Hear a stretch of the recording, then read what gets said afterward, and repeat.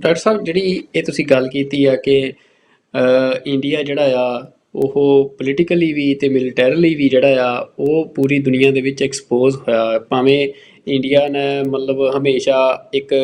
ਮਤਲਬ ਅਸੀਂ ਦੇਖਿਆ ਯੂਰਪ ਦੇ ਵਿੱਚ ਵੀ ਇਹ ਬਾਜ਼ ਉਗੜੇ ਕਿ ਕਿਵੇਂ ਇੱਕ ਜਿਹੜੀ ਪੂਰੀ ਪ੍ਰੋਪੇਗੈਂਡਾ ਮਸ਼ੀਨਰੀ ਆ ਸਟੈਬਲਿਸ਼ ਕੀਤੀ ਆ, ਜਿਹੜਾ ਫੇਕ ਨੈਰੇਟਿਵ ਆ ਉਹਨੂੰ ਫੈਲਾਉਣ ਦੇ ਲਈ। ਤੇ ਨਾਲ ਹੀ ਜਿਹੜਾ ਮਤਲਬ ਡਿਪਲੋਮੇਸੀ ਦੇ ਵਿੱਚ ਵੀ ਇੰਡੀਆ ਹਮੇਸ਼ਾ ਇਹ ਗੱਲ ਕਹਿੰਦਾ ਸੀ ਕਿ ਅਸੀਂ ਪਾਕਿਸਤਾਨ ਨਾਲੋਂ ਸਟਰੋਂਗ ਆ ਜਾਂ ਦੁਨੀਆ ਦੇ ਵਿੱਚ ਇੱਕ ਵੱਡੀ ਪਾਵਰ ਆ। ਪਰ ਇਸ ਵਾਰ ਦੀ ਟਕਰਾਅ ਤੋਂ ਬਾਅਦ ਮਿਲਟਰੀ ਦੇ ਪੱਧਰ 'ਤੇ ਵੀ ਇੰਡੀਆ ਐਕਸਪੋਜ਼ ਹੋਇਆ ਤੇ ਨਾਲ ਪੋਲੀਟੀਕਲੀ ਵੀ ਹੋਇਆ। ਪਰ ਉਸ ਦੇ ਨਾਲ ਜਿਹੜਾ ਪਾਕਿਸਤਾਨ ਆ, ਪਾਕਿਸਤਾਨ ਨੂੰ ਤੁਸੀਂ ਇੱਕ ਵਰਡ ਯੂਜ਼ ਕੀਤਾ ਕਿ ਪਾਕਿਸਤਾਨ ਇੱਕ ਮਤਲਬ ਇੱਕ ਵੱਡੀ ਪਾਵਰ ਦੇ ਰੂਪ ਦੇ ਵਿੱਚ ਉੱਭਰਿਆ ਆ ਇਹ ਸਾਰੇ ਦੌਰ ਦੇ ਵਿੱਚ ਪਿਛਲੇ ਕੁਝ ਸਮੇਂ ਦੇ ਵਿੱਚ। ਤਾਂ ਪਰ ਇੱਕ ਪਾਸੇ ਪਾਕਿਸਤਾਨ ਦੀ ਜੇ ਅਸੀਂ ਡੋਮੈਸਟਿਕ ਪੋਲੀਟਿਕਸ ਦੇਖੀਏ ਉਹ ਬੜੀ ਮਤਲਬ ਉੱਥੇ ਜਿਹੜੀ ਸਿਚੁਏਸ਼ਨ ਆ ਕੋਈ ਸਾਜ਼ਗਾਰ ਨਹੀਂ ਆ। ਪਰ ਜੇ ਮਿਲਟਰੀ ਦੇ ਪੱਖ ਤੋਂ ਦੇਖਣਾ ਹੋਵੇ ਜਾਂ ਫੋਰਨ ਰਿਲੇਸ਼ਨਸ ਦੇ ਪੱਖ ਤੋਂ ਦੇਖਣਾ ਹੋਵੇ ਤਾਂ ਪਾਕਿਸਤਾਨ ਨੇ ਕਾਫੀ ਵਧੀਆ ਜਿਹੜਾ ਪਰਫੋਰਮ ਕੀਤਾ ਅਗੇਂਸਟ ਇੰਡੀਆ ਖਾਸ ਤੌਰ 'ਤੇ।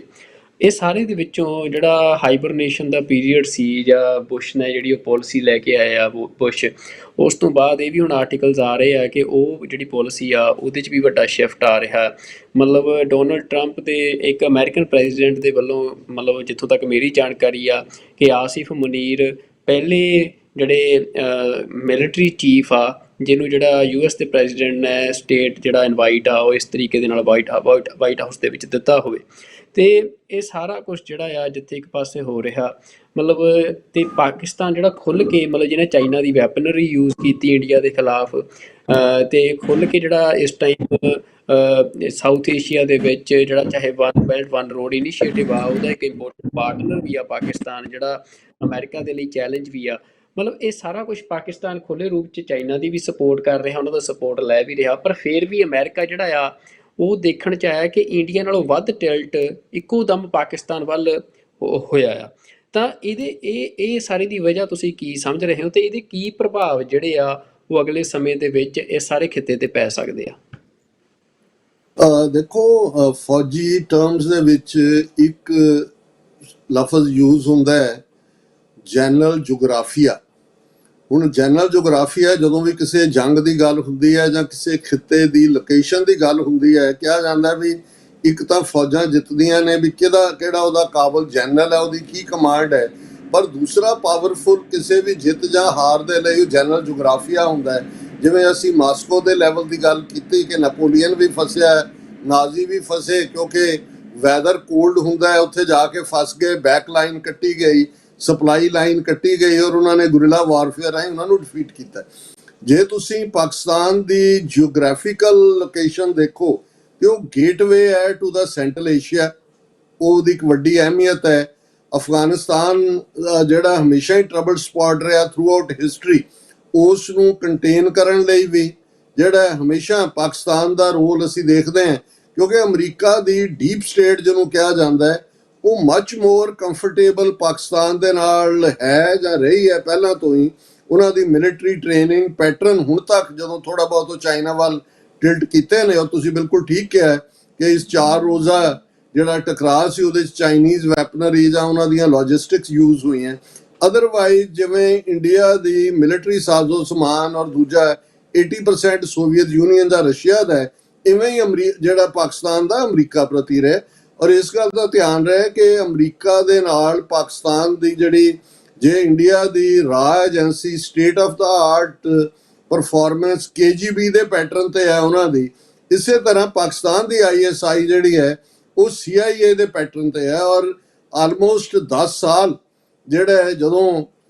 ਅਫਗਾਨਿਸਤਾਨ ਦੇ ਵਿੱਚ ਸੋਵੀਅਤ ਯੂਨੀਅਨ ਦੀ ਫੌਜ ਆਈ ਔਰ ਪਹਿਲੇ 2-3 ਸਾਲ ਤਾਂ ਅਮਰੀਕਾ ਨੇ ਇਗਨੋਰ ਕੀਤਾ, ਪਰ ਫਿਰ ਉਹਨਾਂ ਨੇ ਵੱਡੇ ਸੈਂਟਰ ਪਿਸ਼ਾਵਰ ਔਰ ਦੂਸਰੇ ਔਰ ਇਹ ਜਿਹੜਾ ਮੁਜਾਹਿਦੀਨ ਲਫ਼ਜ਼ ਹੋਲੀ ਵਾਰੀਅਰ ਜਾਂ ਮਜ਼ਹਬ ਨੂੰ ਵਿੱਚ ਲੈ ਕੇ ਆਉਣਾ ਲੜਨ ਦੇ, ਔਰ ਜਿਹੜਾ ਜਿਹਨੂੰ ਬਾਅਦ ਇਹਨਾਂ ਨੇ ਖੁਦ ਹੀ ਇਸਲਾਮਿਕ ਫੰਡਾਮੈਂਟਲਿਜ਼ਮ ਕਿਹਾ, ਇਹ ਇਹਨਾਂ ਨੇ ਹੀ ਖੜਾ ਕੀਤਾ। ਔਰ ਪਾਕਿਸਤਾਨ ਹੀ ਉਹ ਮੁਕਾਮ ਸੀ ਜਿੱਥੇ ਇਹ ਸਾਰੀ ਘਾੜਤ ਘੜੀ ਗਈ। ਔਰ ਅਸੀਂ ਦੇਖਦੇ ਹਾਂ ਕਿ 1979 ਤੋਂ ਜਦੋਂ ਸੋਵੀਅਤ ਯੂਨੀਅਨ ਅਫਗਾਨਿਸਤਾਨ 'ਚ ਆਇਆ 1999 ਤੱਕ ਪਹੁੰਚਦੇ ਹਾਂ, 10 ਸਾਲ ਦੇ ਵਿੱਚ ਜਿਹੜਾ ਸੋਵੀਅਤ ਯੂਨੀਅਨ ਦੀ ਡਿਫੀਟ ਹੋਈ ਔਰ ਅਮਰੀਕਾ ਓਨਲੀ ਸੁਪਰ ਪਾਵਰ ਦੇ ਤੌਰ ਤੇ ਉੱਭਰਿਆ। ਇਹ ਵੱਖਰੀ ਕਹਾਣੀ ਹੈ ਕਿ ਅਮਰੀਕਾ ਨੇ ਅਬੈਂਡਨ ਕੀਤਾ ਤਾਲਿਬਾਨ ਨੂੰ ਵੀ, ਦੂਜਿਆਂ ਨੂੰ ਵੀ। 9/11 ਹੋਇਆ ਹੈ, ਔਰ ਪੋਸਟ 9/11 ਫਿਰ ਜਦੋਂ 20 ਸਾਲ ਨੈਟੋ ਫੋਰਸਿਸ ਉੱਥੇ ਰਹੀਆਂ, ਇਹਨੂੰ ਤੁਸੀਂ ਪਾਕਿਸਤਾਨ ਦੀ ਡਿਪਲੋਮੈਟਿਕ ਸਕਸੈਸ ਕਹੋ, ਉਹਨਾਂ ਦੀ ਡਬਲ ਕ੍ਰਾਸਿੰਗ ਕਹੋ, ਕਿ ਇੱਕ ਪਾਸੇ 9-10 ਸਾਲ ਉਹਨਾਂ ਨੇ ਜਿਹੜਾ ਉਹ ਐਬਟਾਬਾਦ ਦੇ ਨੇੜੇ ਹੀ ਜਿਹੜਾ ਉਸਾਮਾ ਵੀ ਉੱਥੇ ਹੀ ਬੈਠਾ ਸੀ,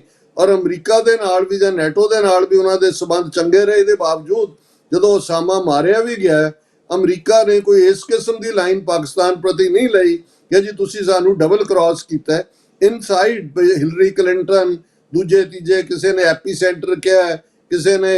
ਇਹ ਕਿਹਾ ਕਿ ਜੀ ਜੇ ਸਨੇਕ ਪਾਲੋਗੇ ਤੇ ਇੱਕ ਦਿਨ ਸਨੇਕ ਤੁਹਾਨੂੰ ਵੀ ਵੱਢੇਗਾ। ਇਦਾਂ ਦੇ ਫਰੇਜ਼ ਪੋਲੀਟੀਕਲੀ ਯੂਜ਼ ਹੋਏ, ਲੇਕਿਨ ਮੈਨੂੰ ਨਹੀਂ ਲੱਗਦਾ ਵੀ ਕਦੇ ਵੀ ਅਮਰੀਕਨ ਪਾਲਿਸੀ ਮੇਕਰਸ ਨੇ, ਬੇਸ਼ੱਕ ਬਾਹਰਾ ਤੌਰ ਤੇ ਜਿਵੇਂ ਮੈਂ ਕਿਹਾ ਵੀ ਇੰਡੀਆ ਨੂੰ ਜਦੋਂ ਅਸੀਂ ਡੀ ਹਾਈਫਨੇਟ ਕਹਿੰਦੇ ਹਾਂ ਕਿ ਇੰਡੀਆ ਔਰ ਪਾਕਿਸਤਾਨ ਦੇ ਵਿਚਾਲੇ ਹਾਈਫਨ ਸੀ, ਕਿ ਜੋ ਕੁਛ ਉਹਨਾਂ ਨੇ ਪਾਕਿਸਤਾਨ ਨੂੰ ਦੇਣਾ ਹੈ ਅੱਧ ਪਜੱਧ ਡੀਲ ਕਰਕੇ ਇੰਡੀਆ ਨੂੰ ਵੀ ਦਿੰਦੇ ਸੀ। ਸੋ ਜਿਹੜੀ ਡੀ ਹਾਈਫਨੇਟਡ ਲਾਈਨ ਸੀ, ਔਰ ਇੰਡੀਆ ਨੂੰ as a special body, as a bulwark ਲਫ਼ਜ਼ ਜਿਹੜਾ ਇਹਨਾਂ ਦੇ ਪਾਲਿਸੀ ਮੇਕਰ ਯੂਜ਼ ਕਰਦੇ ਨੇ, ਜੋ ਚਾਈਨਾ ਦੇ ਖਿਲਾਫ ਵਰਤਣਾ ਚਾਹੁੰਦੇ ਸੀ, ਉਹਦੀ ਟੋਟਲ ਇਨਫੈਕਟਿਵਨੈਸ ਤੋਂ ਬਾਅਦ ਮੈਂ ਸਮਝਦਾ ਹਾਂ ਵੀ ਅਮਰੀਕਨ ਪੈਂਟਾਗਨ, ਉਹਨਾਂ ਦੀ ਡੀਪ ਸਟੇਟ, ਉਹਨਾਂ ਨੇ ਦੇਖਿਆ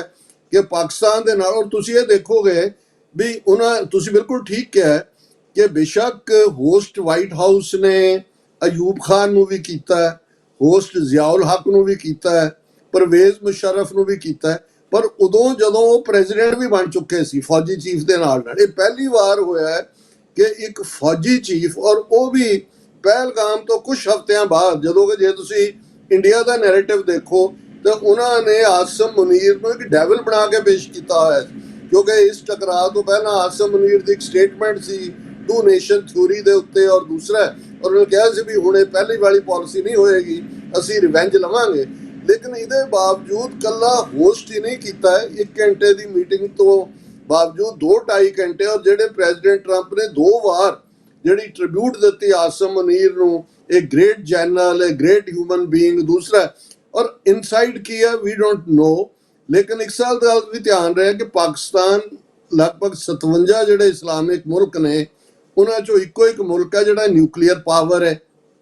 ਔਰ ਜਿਉਂ ਹੀ ਪਾਕਿਸਤਾਨ ਦਾ ਫੌਜੀ ਚੀਫ ਇੱਥੇ ਬੈਠਦਾ ਆ ਕੇ 2-3 ਦਿਨ ਬਾਅਦ